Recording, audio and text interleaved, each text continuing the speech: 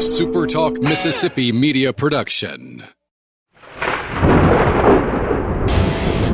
You're listening to Thunder and Lightning on SuperTalk Mississippi, covering Mississippi State sports like nobody else. With SportsTalk Mississippi's Brian Hadad and Robbie Faulk of On3 Sports. Now get ready for Thunder and Lightning. We did it! This is Thunder and Lightning Live here on SuperTalk Mississippi. I'm Brian Hadad. Thanks for joining me here on YouTube. What an ordeal. We are brought to you by the good folks at Paul Davis Restoration, Golden Triangle. When disaster strikes, you need a name you can trust. I have no idea if Paul Davis handles restoring audio for postgame shows. I will check into that. But until then, if I have any problems with water, fire, mold, or storm damage, and I need 24/7 assistance, I know who to call. Their expert team provides fast, professional service to restore your home or business to its original condition, and they don't stop at just restoration. They also offer property improvement services to make your space better than ever. Paul Davis Restoration, because your recovery and property improvement are their priorities. Call them at 662-769-7285.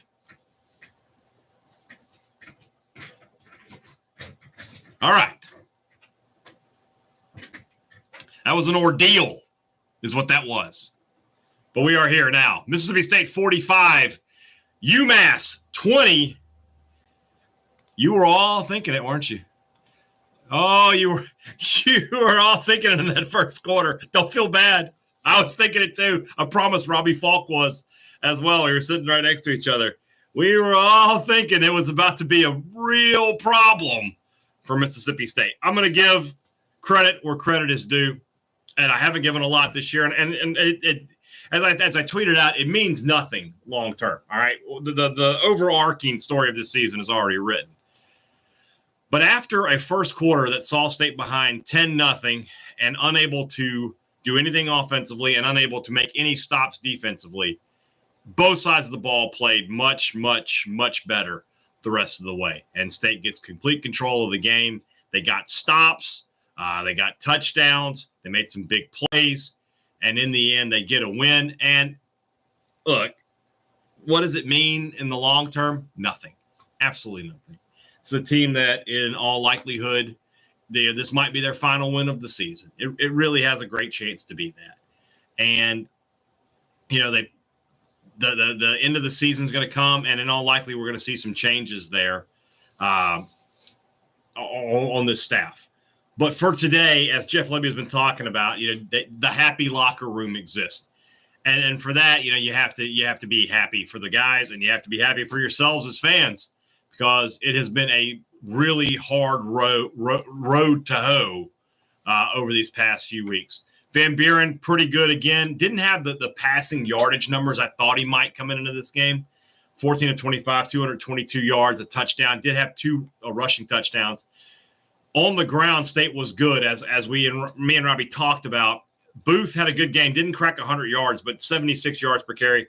Or 76 yards. 6.9 yards per carry. Here we go, everybody. 3, 2, 1. Nice. Can we get it? Can we get it in the chat? Nice. Yeah. All right. We did it. Johnny Daniels, though, nice game for him. 92 yards. State had a couple of big runs in this game. 36-yard touchdown from Daniels, 30-yard touchdown from Booth, and then the big play at the end, the 72-yard touchdown from Xavier Gayton. He finished. We're good to go again, guys. 2 carries for 69 yards. 3, 2, 1. Very good. We're just hitting on all cylinders today. So 241 yards rushing, 8 yards per carry, and that's with Kevin Coleman having 1 carry for -8 yards. So a really good day running the football for the Bulldogs for a change. Man, love to see all these nices. I feel like you guys and we have a real community here. And then in the passing game, Mosley, nice game for him, Jamal Mosley. 4 catches, 107 yards at a 55-yarder late in the game. Kevin Coleman just does what Kevin Coleman does. 5 catches, 52 yards. The only touchdown pass went to Seydou Traore. who I said I thought had a chance, to build upon his game last week. And I mean, he only had 2 catches, but he did have the score. So that's a good one. And then defensively, it went from the first 2 drives. Let's just pull them up here. First 2 drives for UMass, 13 plays, 76 yards, and a touchdown. Second drive, they get a short punt, 8 plays, 37 yards, field goal. It's 10-0, and you're thinking, oh my gosh, this might actually happen. State gets a pick, and Brylan Lanier, who's been, kind of maligned this year and hasn't played well, but gets a pick there. And from that moment on, State does a pretty good job. Forces 4 straight punts after that. So 5 straight possessions where they didn't give up points. They give up a field goal, then a punt, and then the touchdown on the last drive when all of the backups are in. That's fine. From there, State would score on basically all of their next possessions. They scored touchdown. They go to the half. I did not quite understand what State was doing there at the end of the half. Looked like they were going to line up and take a Hail Mary shot, and they just let the clock run out. But whatever. Then coming out of the locker room, touchdown, field goal, touchdown, and then the end of the game. They did the best that they could. And this is the best game State's played this year, I thought. They got a couple of sacks. Kind of had forgotten what those were, but they got them. Got the turnover. It's just fine. It was fine. Again, I'm not going to take anything long-term from this. I'm not going to sit here and tell you that State can build on this win, and that's going to be something part of a turnaround. And none of that. But it's good to get a win, and it's good to move forward like that. And where you see this is how you get. This is what happens right here. You just remove, and there you go. We just deleted your message, Cameron, and we are going to put you in timeout. See how that works for 24 hours. That works for me. So I don't have time. I don't have time for you. I'm just going to say this now. You're an Ole Miss fan. Your team is right back in the college football playoff discussion. You're going to play a Georgia team that right now, it looks like you can beat them. How are you spending your Saturday night? Watching an MSU postgame show? Don't ever let me don't ever try to tell me that the rent-free thing only goes one way. Don't ever try to pull it off, Cam. Have a great night, though. So for State, what do you want? All of the post-game shenanigans and everything, I haven't seen anything in terms of what Levy said after the game. But at the beginning of this game, guys, I mean, there was no question in my mind that State was in real trouble. I mean, they just were. And I give them full credit for being able to find a way to get out of trouble. Because at 10-0, the whole stadium, I mean, the Boo Birds are out. The whole stadium is wondering what's going on. And they found a way out of it. And there have been times this year where they haven't found a way out of it. Now, being the more talented team obviously helps. But when you are at 1-7 and everything's gone against you the same way it all season long, there could have been a moment where they're just like, you know what, this is just not happening, and you look up and you're losing. So I give them credit for that. I will absolutely give them credit for that. Let's go to the chat room here. Jason Schmidt, offense looked good for the most part. Defense struggled early. No question. The offense struggled early too. The first 2 drives were 3 and out. Also surprised me how packed the stadium was. I can never tell how packed the stadium actually is because I can't see the west side from where I sit. But there were definitely more people in that stadium today than I thought there were going to be. No question about that. One takeaway, Sadu from Sam Sharma. Sadu is very inconsistent. He is inconsistent. There's no question. He's doing the best. He's got some moments where you're like, this guy could play in the NFL, and then he has some moments where you're like, what is he doing out there? So hopefully he will just continue to get better. And he's back for another year, so we'll see where it goes. Luke Reinwald, State was more talented than Arizona State and Toledo, but couldn't get anything going. Yeah, they fell behind in those games and never caught back up. So I'll give them that. Adversity builds character, so we should have plenty of it by now. Shane Bills. Let's see. Rob Hadaway says it was looked at least as full as Arkansas without needing the Arkansas fans. Yeah, there are plenty of State fans on the east side today. So JC, they tried so hard to get Stonka a touchdown. They did absolutely try to get Stonka a touchdown. They threw the ball to him, I think, 3-4 straight times. I like Stonka, but I think his future might be on the other side of the ball right now. Tennessee struggling? Well, that's the thing about the SEC and this season, guys, is that nobody is just running away with this. Everybody's kind of in the middle right now. You can make a really strong case that this week, the best team in the SEC is Ole Miss. Last week, it was somebody else. The week before that, it's somebody else. It's just been that way all year. So, there's a great chance that State can find another win, just because not everybody is great. But we'll just have to wait and see on that. I don't know if that's going to be the case or not. Next week against Tennessee, State could go up there, play well offensively, maybe get a couple of good turnovers and see what happens. There's also a case to be made that State goes up there and loses 52-10. I have no idea. What's going to happen. I'll make my prediction when we get to 3Ps on Friday. As you know, we are brought to you by the good folks over at Lazy Guys. If you need dinner delivered in Starkville or Columbus, ditch DoorDash, unload Uber Eats, and go local with Lazy Guys. Use the promo code MSUNIL. You'll save $3 on your order. You'll make a $1 donation to the Bulldog Initiative. If you don't want to get up off your couch during the game, don't feel like fighting the crowds at the store, if you're picking up groceries for dinner or you're just picking up dinner itself, make sure you go local and support the Bulldog Initiative with Lazy Guys. Download the Lazy Guys app or go to www.lazyguys.com. Mizzou feels like the only chance. I agree. Mizzou is not a great team, and you get them at home, and it just depends. I think what you need to have is go to Tennessee and show some fight, stay in the game, and get people excited. Because if you go up there and lose 50-10, it turns into, and do I really want to drive up there one more time? I don't know.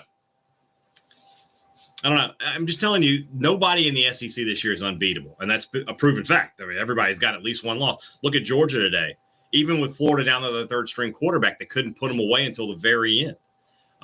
Somebody just said Tennessee struggling with Kentucky. South Carolina is leading Texas A&M. Carolina has been very inconsistent this year. Some weeks they look great, some weeks they don't. So I don't know what that means for Mississippi State. I don't know what the rest of the season goes, but it is what it is. Brian, when Shapen comes back next year, should he or MVB start? It should just be a quarterback competition. Whoever wins it gets to start. I wouldn't make a prediction one way or the other. I see a lot from MVB that makes me think he's the guy that you want to build the future around. But at the same time, Shapen is good. He wasn't the problem the first 4 weeks of the season before he got hurt. So you have a quarterback competition and you go from there. Shapen will transfer. I think Shapen will transfer if he loses the starting job. But if he wins it, he'll stick around. That's what the second window is for, if things go badly for him. And I think State will also bring in another transfer quarterback to compete as well. So we'll see. It's just, that's a long way off. MVB is the guy the rest of the way. And then you go into the spring and you have a real quarterback competition for the first time since what? I mean, you could say 2019, but I think we all knew that when Tommy Stevens transferred in, that Moorhead was going to give him the job. Then you go for that, Fitzgerald, that 2016 competition with him and Damian Williams and Elijah Staley. And that was kind of a mess. So I don't know. It's been a while since we've seen a real quarterback competition here in Starkville, and you're going to have one this spring. Just looking at the stats for the game, I mean, the balance on offense is what stands out to me. 222 passing, 241 rushing. 8 yards per carry is a great number. Somebody, I think this is on 3, and I'm not sure who posted it, so I can't give credit, but they said this was kind of the first time that we saw that veer and shoot where the big running lanes were available to State. And again, I know who they're playing and I know what's going on there, but I mean, it was good to see them. It's the first time all year. In truth, the KD Daniels wanting to transfer home from Florida, no idea, no clue, have no idea. Why is it Kentucky struggling? Or is Tennessee struggling? It's just 7-0. Come on. That's not struggling.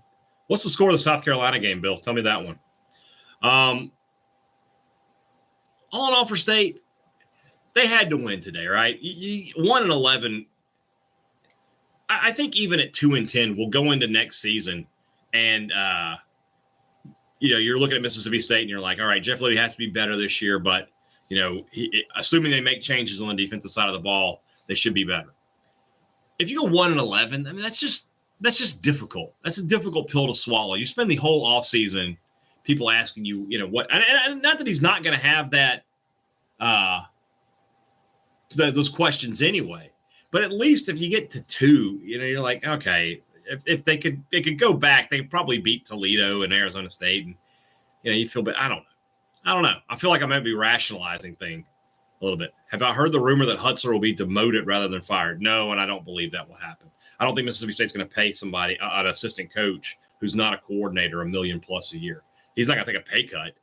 Nobody's taking a pay cut. If you're hearing that he's going to take a pay cut, he's not. That's not going to happen. So just get that one out of here. No chance. 14-6 South Carolina. Let's do a quick SEC scoreboard here, I guess, while we're looking at things here. Let's see here. I know the early game today was not what Mississippi State fans were looking for, because Ole Miss destroyed our. If you're wondering what the gap is between Mississippi State and the other teams in the SEC, look at this game. Ole Miss 63, Arkansas 31. Rebels just absolutely dominant. Jackson Dart 515 yards passing and 6 touchdowns. Jordan Watkins sets a new school record with 254 yards receiving in that one. Just total dominance by the Rebels.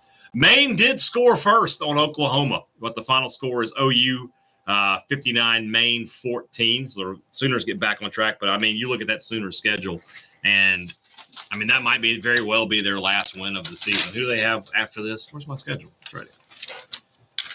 Oklahoma, they're at Missouri next week. That'll be an interesting game. I think Missouri will get them, though. And then they have Alabama and LSU. That might have been it for the Sooners there. Florida and Georgia. DJ Lagway looks like he suffered what appears to be an SEC or a season-ending injury for him. So that's a tough break. That does probably guarantee Billy Napier some safety, though. They can't say anything at this point. Like, look, he coached the last 3 games of the year with his third-string quarterback. What did you expect him to do? So Napier probably back. So if you were on the Kiffin to Florida train, you can probably get off of that one as well. So 34-20 is the final one there. Close throughout, and then Georgia pulls away just very, very late. And then I think in the most commonly predicted upset based on betting standards ever, Vanderbilt, a 6.5-point underdog, just easily beats Auburn 17-7. What a train wreck Auburn is. I think they'll beat ULM after their bye week. Then they have Texas A&M and Alabama. So they're going 4-8. That's pretty rough. Is that right? It's 4-8. 1. They lost there. 1, 2. Oh, no, they're 2. They're going 3-9. Oh, no, Hugh. Oh, dang it. Yeah, West Wiltshire is correct. If helmet decals were switched, Vandy would have been a double-digit favorite. No question about that. Levy texting DC candidates now are waiting. I think it's kind of like portal recruiting, guys. I think he's probably already putting some feelers out there here and there. Rob Hadaway, has ULM ever given trouble to a team from Alabama? Ooh, I don't know. Maybe. Any thoughts on the video of the decommitment? I think Iverson McCoy is a true Bulldog. He was going through all the emotions that we go through. He's like, I can't take this anymore. But I'm not too terribly worried about that. He's a 2026 guy at the end of it. If he decommits, okay. I cannot be stressed enough. I cannot be bothered on the idea of a 2026 kid decommitting. I can't get over that. It's not gonna bother me. Vandy beating Auburn was the easiest. If you bet on that, that was some of the easiest money you'll ever win. There was never a question in my mind they would even, never mind covering, that they were just going to win the game outright. Just silliness. Absolute silliness on that one. So for State, like you said, good to get back in the winning side of things. Good to be taken care of as far as, just getting something good on there. We'll live with Midwest Pickers comments. That'll work. We'll accept you, Midwest Picker. You gave the congrats on the win. Makes it okay. Just we'll take you. We'll take it. Never fear. He will take over the play calling and bring Auburn back. At least we have twice the wins of Florida State. I would pay money for a Mississippi State Florida State matchup this year. I got to know who's the worst of the worst. Another one today too. UCLA, who's been an awful team, beating Nebraska. The Big 12, some chaos there. Texas Tech goes into Iowa State and wins. Houston, Kevin Barbay gets the job done. They beat Kansas State there. So what's up, Kobe? But for State, let's do our impact player of the game. Again, that's brought to you by the good folks over at Paul Davis Restoration. They are the impact player when you have a disaster. You need somebody to step up for you. That's Paul Davis Restoration. Who stepped up for Mississippi State today? I'm torn. I mean, Van Buren had 3 touchdowns, 2 on the ground. But the game was broken open by Johnny Daniels. I'll give it to him. 6 carries for 92 yards. That's 15.3 a carry. He had a touchdown.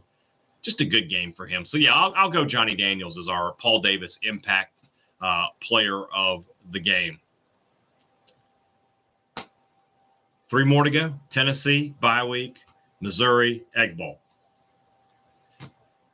We're all going to get through it together, guys. That's all we can say. We've gotten this far together. We're going to take those last 3 steps and go from there. What's the yikes? PNW dog. What's the yikes? Give it to me. Something just happened? No? Yes? Maybe? Oh, well, we'll take it. All right, guys. Robbie's on his way over here, and we're going to do the podcast, but I'll put that up first thing in the morning.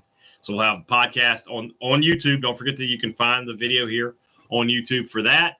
And we can do, we'll do it on the podcast feed as well. That'll be up, I don't know, early morning tomorrow. Chelsea, Manchester United. I gotta be locked in for that. The remaining schedule. Yes, that is a big yikes. That is a big yikes. I like, hey, you know, I'm all about there. Yeah. I'm all about Van Buren, but let's give somebody tweeted at me about Johnny Daniels. Can we call him Jack? Can we go with Jack Daniels? I wouldn't mind. So, all right, guys, have a great rest of your Saturday evening. Great Sunday, and we'll talk to you again. Podcast will be up tomorrow morning, and then we got SportsTalk Mississippi. All sorts of good stuff. Going to be a good week. Also, don't forget, basketball tips off Monday night at the Hump. You know what that means? It means we get Future Brian on Tuesday's podcast. Stand up. Love Future Brian. Talk to you guys later. Have a good weekend. Self-high five.